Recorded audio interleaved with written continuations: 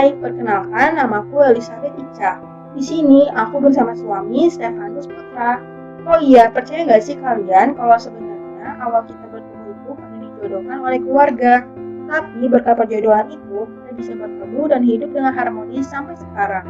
Jadi, inilah awal mula cerita kita.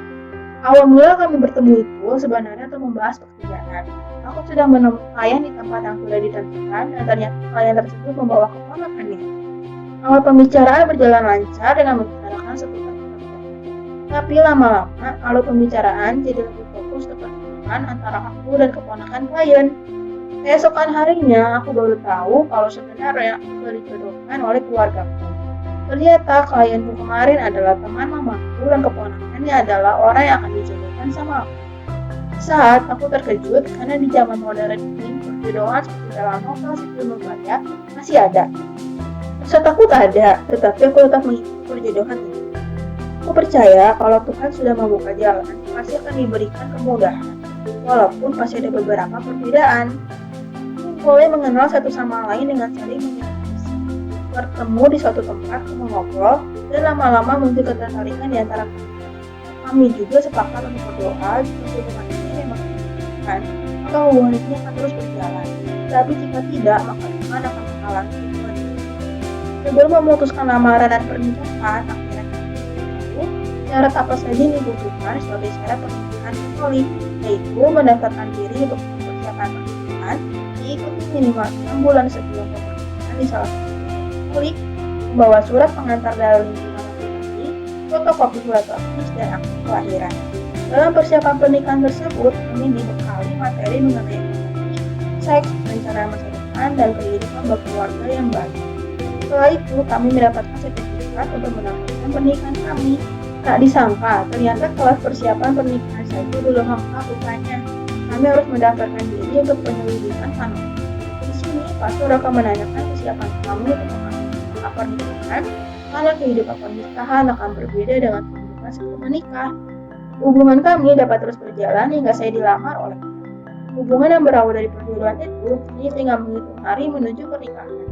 Akhirnya, kami menemui kebahagiaan lewat pernikahan ini melalui bantuan perjodohan dan kelas pembinaan sebelum pernikahan.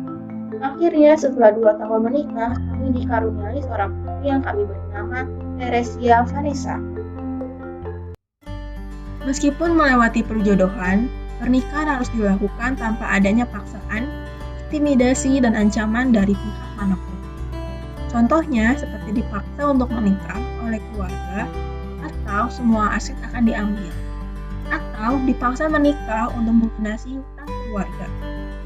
Pernikahan yang terjadi karena paksaan tidak akan memenuhi syarat dalam perkawinan, sehingga pernikahan akan dianggap gagal. Pernikahan adalah bersatunya 2 pribadi, yaitu laki-laki dan perempuan menjadi satu. Dalam pernikahan, pasti terdapat perbedaan yang mungkin terjadi, dan perbedaan ini bisa saja merupakan hal-hal yang sederhana, seperti cara makan, cara berpakaian, kegiatan rutinitas sehari-hari, dan hal-hal lainnya. Sehingga, baik melalui perjodohan maupun tidak, dibutuhkan pemahaman yang baik mengenai kehidupan pernikahan. Oleh karena itu, pasangan yang sedang menikah harus dibina terlebih dahulu, sehingga kehidupan pernikahan dapat berjalan mulus.